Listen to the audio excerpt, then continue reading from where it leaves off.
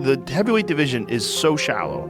You got Tom Aspinall, Cyril, Gane, Jon Jones if he chooses to fight again, Francis if by some miracle they can work something out and bring him back to the UFC.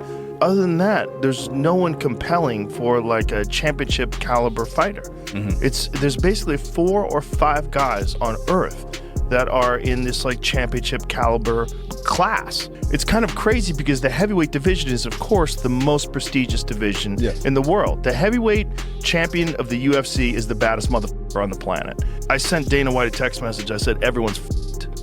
I always have that thought in my head in terms of like UFC fighters. Like, there's such a shallow division. The heavyweight division is so shallow. I'm like, there has got to be some elite Russian wrestlers that are thinking about going the Fedor Emelianenko route. Like they're thinking about, I know Nemkov, who just won the PFL title. He's a very high level guy. But there has to be some like really high level wrestlers that are considering going into MMA. That's true. And then as a wrestler, I can see it as even thinner because we do not have a single NCAA champion under contract. Now I'm using, in fact, here, let's back off of that. We don't have a single NCAA All-American under contract. Generally, we would have world team members and Olympians. We would have world medalists and Olympic medalists. Generally, we would have Olympic champions. And, right now, it's kind of a toss-up, right? Because Cyril Gane had this fight with Aspinall. Jon is kind of semi-retired. Whatever he decides to do, it's kind of up in the air. He'll probably have one more fight, right? I want him to. I think he's got the juice in him. The White House. Yeah, he would love the White House. Yeah. The UFC heavyweight division is a wasteland right now, and the numbers prove it. 34 fights across 42 events in 2025. One title fight that ended in a no contest. The biggest star retired after holding the belt hostage for 2 years. No elite wrestlers under contract, no compelling storylines, no young prospects. The division that's supposed to be the glamour weight class in combat sports has become the least interesting part of the UFC. So what's left to work with? Tom Aspinall is the champion, but he's dealing with ongoing vision issues from the Gane fight. The rematch will probably happen in mid-2026 if he's medically cleared, but that's a long time to wait. And even when it does happen, it's a rematch of a fight that didn't finish. Not exactly the kind of marquee event that revives a division. After Aspinall and Gane, the roster gets thin fast. There's no clear number 3 contender who feels like a legitimate threat. No one the casual fan knows or cares about. The top 10 is a collection of solid fighters who don't move the needle. The UFC might try interim titles or cross-division super fights to generate activity, but those are stopgaps. The real issue is structural. There's no talent coming through, and the talent that's already there isn't fighting enough to stay relevant. This isn't just a UFC problem. Heavyweight across all of MMA is struggling. Ngannou's not fighting. PFL's heavyweight title picture is forgettable. There's no unifying figure, no super fight on the horizon, no sense that the division is building toward anything meaningful like we are seeing in boxing. And that matters because heavyweight has always been the glamour division in combat sports. Boxing's biggest stars are often heavyweights. MMA's biggest pay-per-views have historically involved heavyweight champions. When that division feels irrelevant, it's harder to sell the sport to casual fans who only tune in for big events. Analysts have called 2025 potentially the worst year in MMA heavyweight history.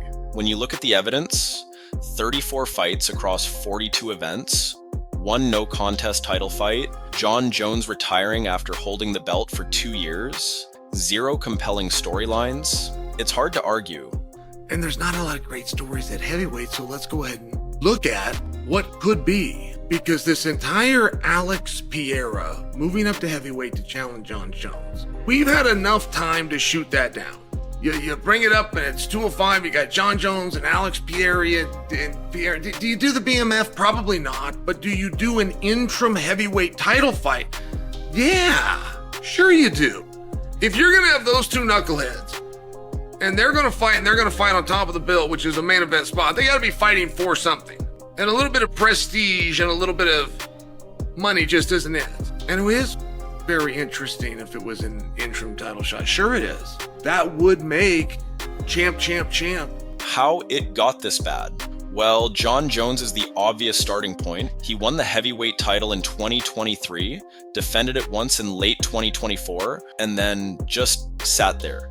For 2 years, he held that belt while everyone waited for the Tom Aspinall unification fight. Dana White promised it was happening, called it 100% certain, and probably the biggest fight in heavyweight history. Jones versus Aspinall, is that sort of the big priority, and you think that's the biggest fight the promotion can put on in 2025? 100%. I think it's probably the biggest fight in heavyweight history. From day one, I've been confident that Jon Jones would do that fight. I'll say 100%. Jones retired in June 2025 anyway. No fight, no defense, just walked away and vacated. What do you think is more important, to keep the belt there so he can uphold his legacy, or we move the heavyweight division, take the title away from him? Jon Jones called us last night and retired. Jon Jones is officially retired. Tom Aspinall is the heavyweight champion of the UFC. I'm going to keep this thing as active as possible. I want to be the best heavyweight ever to walk the face of the earth. I'm going to defend this thing as many times as I possibly can. I'm going to keep you guys entertained. I'm going to really give back to everybody who has shown me support over the last year, over the last 5 years, over the last 10 years. Really appreciate the support and love from everybody. And we're going to see an active, defending UFC heavyweight undisputed champion. That one decision killed the only marquee heavyweight matchup anyone cared about and left the division with nothing to build around. The top contenders barely stay active, and there's no pipeline of talent coming through to replace any of them. The inactivity problem is another reason why this division sucks. Heavyweight fighters don't fight. It's that simple. Look at the top 10. Most of them compete once, maybe twice a year if you're lucky. Tom Aspinall spent over a year waiting for Jones, then fought Cyril Gane in a bout that ended in a no contest after 2 minutes. That's the only heavyweight title fight of 2025. One fight, no result. The one positive story anyone can point to is Waldo Cortez Acosta, who had 5 fights in 2025. That's the highlight. A mid-tier guy staying active while everyone else sits around. Fighters take long breaks between bouts, wait for perfect matchups, and the UFC lets it happen because there aren't enough bodies to fill the schedule anyway. With Jones retired and Ngannou gone, there's no star at heavyweight.